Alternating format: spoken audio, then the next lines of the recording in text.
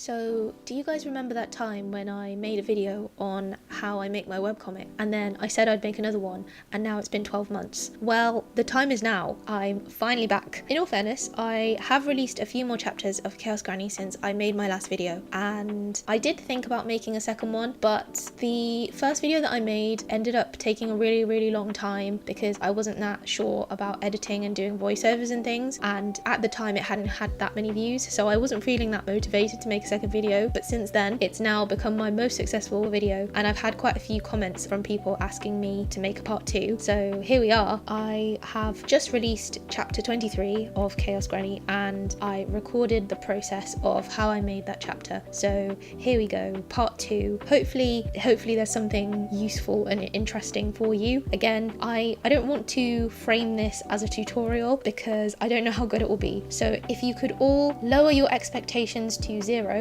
and then you will be pleasantly surprised, hopefully, by this video actually having some useful information. And just in case anyone was wondering, in the background are 2 of my characters from the webcomic, Sol and Bus. I put their 3D models into Mixamo. They're not rigged, so Mixamo has an auto rigging feature, so I put them in, and now I've got them dancing for your entertainment whilst I make this introduction, so you don't have to just stare at a blank screen. So here I have the template file that I use for all of my chapters. It's taken from Walter Ostley's How to Make a Webcomic in Krita video, which I've linked in the description, so you can download this file for yourself. I have slightly adjusted it for my own uses, so I've made it slightly bigger. So this file is about 5400 by 4500 pixels with 300 dpi, and you can see here I've just got all of the components of the file that Walter Ostley had in his original file. So he's got a section for all the guides and the background. So the bit in blue is 500 pixels, which is in reference to how much of your panel would be available for viewing on a computer screen, and the 1280 pixel box in green is what people would see if they were looking at the chapter on their phone. And here I've just turned on the notes that's on Walter Ostley's original file, so you can hide that. And in terms of the little marking on the green section, you can just color select the green and just cover that all up as well if you wanted, but I will leave that there because all of this gets hidden in my final file anyway. So in terms of how I like to group my file, I have one big group which I usually just leave as group 1 that has all of my bits that will get imported into my final webtoon file. So that will be a really long file that I'll show at the end of this video, that I just put all of my completed bits and bobs in for rendering as a PNG and then putting into webtoon.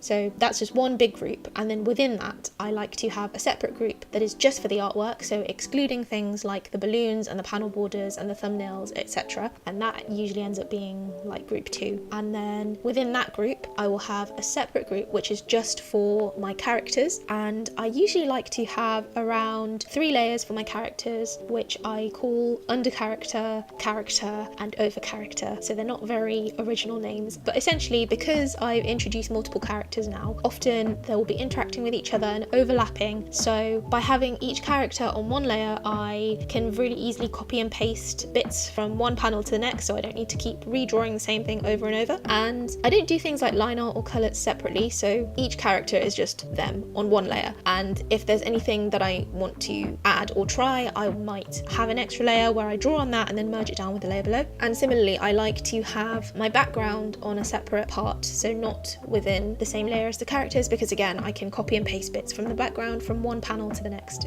So I've copied and pasted stuff like panel borders and text and balloons from my previous chapter and put it into my new one. I tend to just copy and paste them all over so the settings are all the same. I have a couple of brush packs that I really like to use, so you can download them and then import them by going into the resources folder. So if you go to the toolbar and select settings and then click manage resources, at the bottom you can see something that says import. So when you download things like brush packs, you can import them all. So in terms of the brush packs I use, I really like using RZVs for drawing and rendering, David Rev Repertoire has some really good brush packs for stuff like star, stamps and comics. I use the Fizzy Flower brush pack for plant brushes, and a couple of other ones I have are GD Quest's brushes, and also I really like Radian's brushes. But yeah, so you'll be able to see them here. So these are all the brush packs that I like to use if you want to have the same brushes that I use, essentially. What I'm initially doing is I'm copying bits from the background panels from a previous chapter and putting it into the new one, because I don't think I need to create something brand new because I already have the artwork already done. So this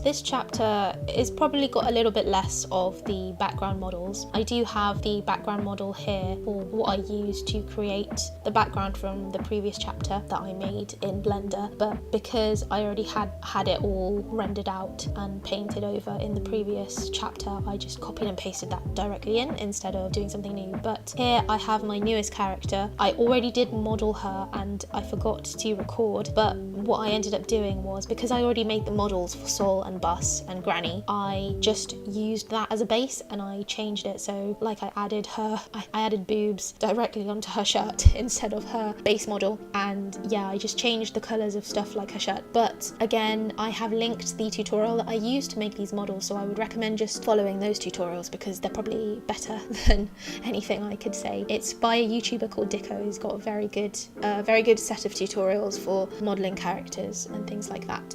But yeah, right now I'm just trying to model her weapon, which is an axe, and yeah, I couldn't think of how to model the blades for her axe, so I ended up just looking up a tutorial, and I've also linked that in the description below. But it's by Grant Abbott, who is a very excellent Blender tutorial guy.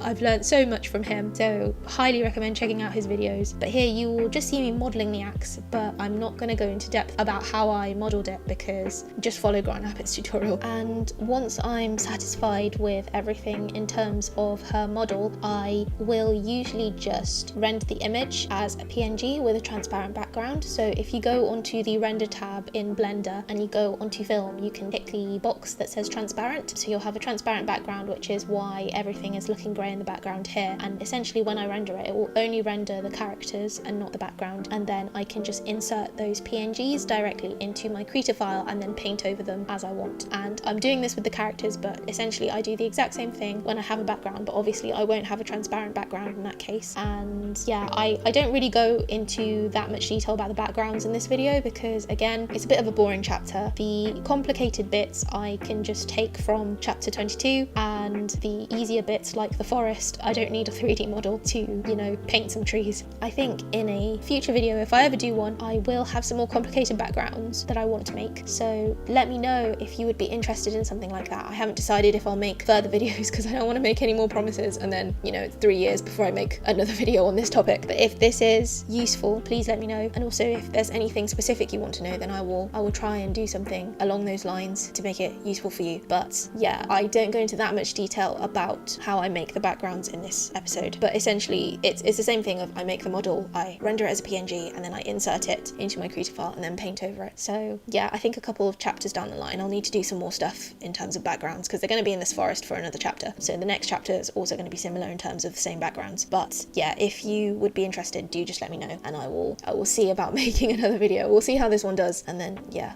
I think overall I still feel like an amateur with Blender. There's a lot of stuff about scaling and applying transforms and things like that people do, and I only really have a vague idea about how all that stuff works and why people do certain things, so I don't want to try and explain it and then be wrong, which is why I constantly talk about the Blender tutorials I link for you to look at directly. I am planning on hopefully doing some more courses on Blender to try and improve my understanding of it, especially because I want to get better at architectural modelling and also maybe try rigging my characters to do proper animations and not just cheating with Mix-a-Mo like I did at the start of this video. So overall this is a little bit more of a boring chapter in terms of what's going on. It's more of a conversation between characters. There's not a lot of changes in setting and action scenes. So in chapters like this I do quite like to add add little bits of variation to the characters' poses to keep things interesting. So that's why you'll see me just very slightly adjusting things like their facial expressions or where their arms and their hands are, just so readers won't get bored going back and forth from the same panels. And also just things like changing angles. So, you know, with one of the characters getting her axe out and then changing angles to be slightly below her, it makes it slightly less boring than just looking at her straight on, because we've already had a couple of panels like that. And something which I can't remember whether or not I mentioned previously, it's also in Walter Ostley's original video that's linked, but I like to do something called layer styles on my balloons vector layer. So on that layer, when I import balloons from Krita's symbol library, which again you can activate by going into settings and then dockers and selecting the symbol library docker, there's a bunch of symbols called pepper and carrot speech bubbles, which I think was created by David Revoir, and they're very, very good, but they don't have the outline that you might see in a normal comic. So by turning on layer styles, you can basically add a line over the balloons. So essentially you would right click, go onto layer styles, select stroke, so tick the box, and then you can adjust what sort of layer you want it to be. So I think by default it's a multiply layer at 70% opacity. So I usually change that to a normal layer, make it black, decide how thick I want the lines to be. So usually I have the line be 7 pixels thick and change it to a normal blending mode, and then basically anything that gets put onto that layer will automatically have that outline on it, which I really like to do. But because I always just copy and paste the text, balloons and panel borders layers from a previous chapter onto the new one, I don't have to keep remembering what my settings are because they're already built into those layers. And what is the point of having vector layers for things like my balloons and panel borders? Well, vector layers, unlike the paint layers, which is where I do most of the art on, allow you to change the sizes of whatever you have without losing resolution. So on a vector layer I can make the balloons bigger or smaller and it won't make them blurry if I do that. Whereas with the art layers, if I have a really small piece of art on a panel and I make it bigger, it will be really blurry. So if I end up doing stuff like that where I copy something from one panel to another and end up enlarging it, if it's really blurry, I will just paint over the entire thing again to make the artwork look more crisp. So in terms of my text, you can just click the T on the side of the Krita toolbox panel to open the text window that will allow you to input your text, and I use the font Smack Attack from Blambot for the speech. I think it's free for non-commercial use, but I would advise double checking the license. Again, I don't earn any money from making Chaos Granny, so it's all non-commercial, so I don't have an issue with using that. But again, I don't know if you need to pay for this font specifically if you want to use it commercially for anything. But yeah, in terms of the text, I try and make it fit into the speech bubbles in a nice aesthetic looking way, and in terms of positioning where I want the text to be, I try and make it flow in the order that I want people to read it. So I prioritize top to bottom, then left to right. And the reason I prioritize top to bottom is because I upload it in Webtoon format, so readers will be scrolling from the top downwards. So whatever is at the top of the panel is what will always be seen first, and that's what people will read first regardless. So it doesn't make sense for the second part of any conversations to appear there. And I also quite like to make sure that the speech bubbles don't cover too much of the characters' faces or important bits in the panel. I also try and make sure that the bubbles don't cut into the pink gutters on the sides, the gutter columns, because obviously those will get cut off in my final file. But also sometimes I do like to use speech bubbles to cheat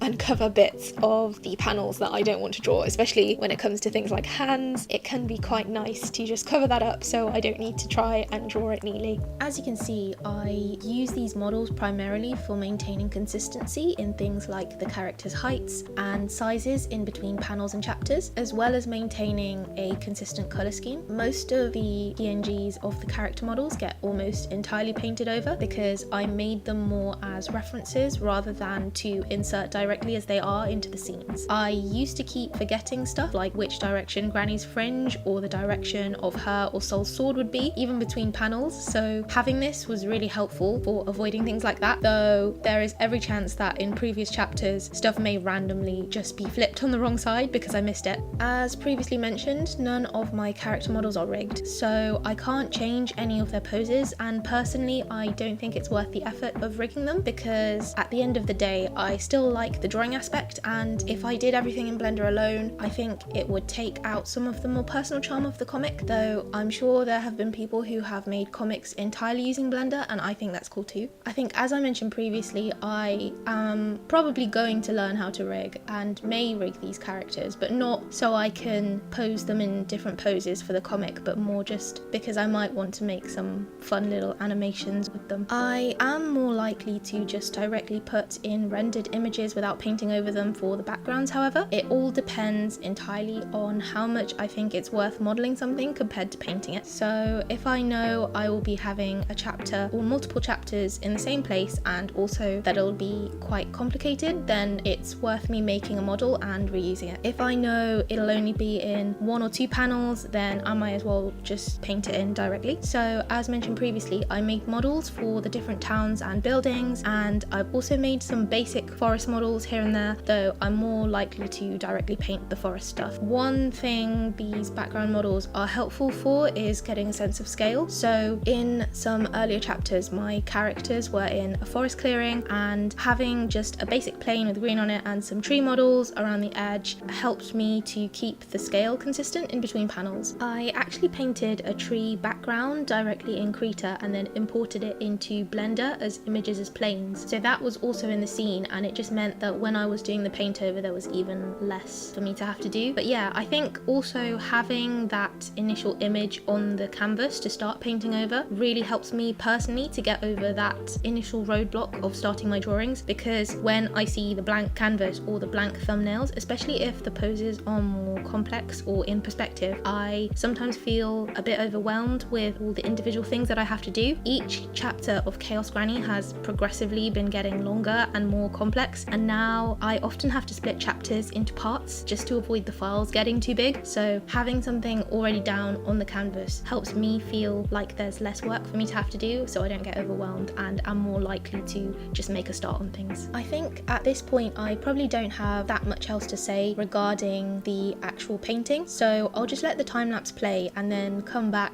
to go over the last parts of uploading the comic, so transferring it into a long file in Webtoon format and just creating the chapter thumbnail and uploading it onto Webtoon.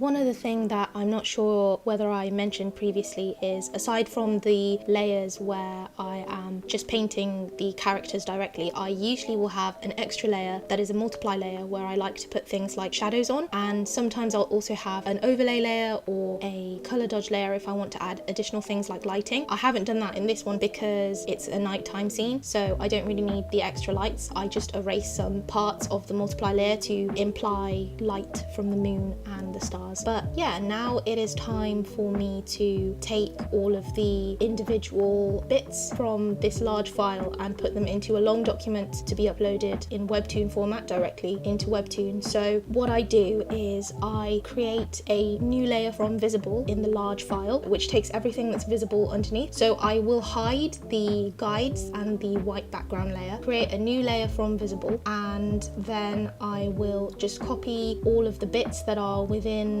the live part of the artwork, so not the stuff that's in the gutters, and then just copy and paste them into a new file that I will make 800 pixels wide, and I usually do 36,000 pixels long, and if I have more artwork then I will do another separate file for those. So for this chapter I only needed to use one of those long Webtoon format files. So yeah, I'm just copying and pasting each column directly below the next in the correct order into the Webtoon format file, and once that is all done I will merge all of the individual layers down, and then I'll start spacing the panels, especially because on the larger rectangular file sometimes I have to put the panels a little bit close together than I would like in order to just get them to all fit into one file. So once they're all in, I'll start spacing them out, and in this one I did have to resize the file to be a little bit longer because once I added the spacing in it was getting quite close to the edge. And once that's all done I will merge everything down and then save the file as a PNG. So Webtoon used to have it that you would need to cut the file yourself, so you could only upload a maximum of 800 by 1280 pixels. However, now they've changed it, so you can save this entire long file by itself and then upload that file, and it will automatically chop up the long file into the correct size. So all of this stuff was in my previous video as well, but again, once that is all done I will save it as a PNG, and I also need to create a thumbnail. So that used to be 160 by 151 pixels, but I think they've changed it now to 202 by 142 pixels. I think in this one I didn't realize that, so I just stuck with the 160 by 151, but in future chapters I will probably change it to the new size, and I will usually just try and select something from the chapter that I think looks interesting and is also not too spoilery, and just put that into a new file that it's the correct size, save that as a PNG as well, and then upload both the thumbnail and the Webtoon chapter file into Webtoon, and then preview them, make sure that they all look okay. So preview as PC and preview as mobile, and then once I'm happy with that I will usually write a little comment in the creators note section and then just click upload, and it will automatically upload onto Webtoon, and then anyone who is subscribed should hopefully get a notification to tell them that it's been uploaded. But yeah, I think that's everything for this video. I don't know if there's anything else I really have to say about making this chapter. Let me know if you like this video, let me know if it was interesting or if there was anything else in particular that you're interested in me talking about. I don't want to make any promises about making a third video simply because, as mentioned previously, if I do that it's probably going to be 5 years before I ever make another video on this topic. But yeah, I feel like this video wasn't as funny or interesting in general. Voiceover doesn't really come that naturally to me, so sorry if I sound a bit monotone. I think because this was such a long video which required so much voiceover, I had no idea really what I was doing again, but that's most things, isn't it? Yeah, I guess I'll just sign off. Thanks for watching this video. Check out Chaos Granny. I would be very happy if you could check out my webcomic. Oh, also, just as an extra thing, I noticed when I checked the uploaded chapters that there are some really weird little dots on the artwork and they're not visible at all on my original file or even in the preview, and I have no idea why it's looking like this. I have tried everything to get rid of them. Like, I've adjusted how I save my PNGs, I tried it with a JPEG, and the JPEG did get rid of it, but the quality was really bad, so I'm not going to put JPEG images up. Yeah, if anyone knows why it's doing that on the uploaded file, please let me know as well, because it's really annoying. It's not super noticeable on the mobile version, but I noticed it and now it's bugging me. So yeah, but anyway, thanks for watching.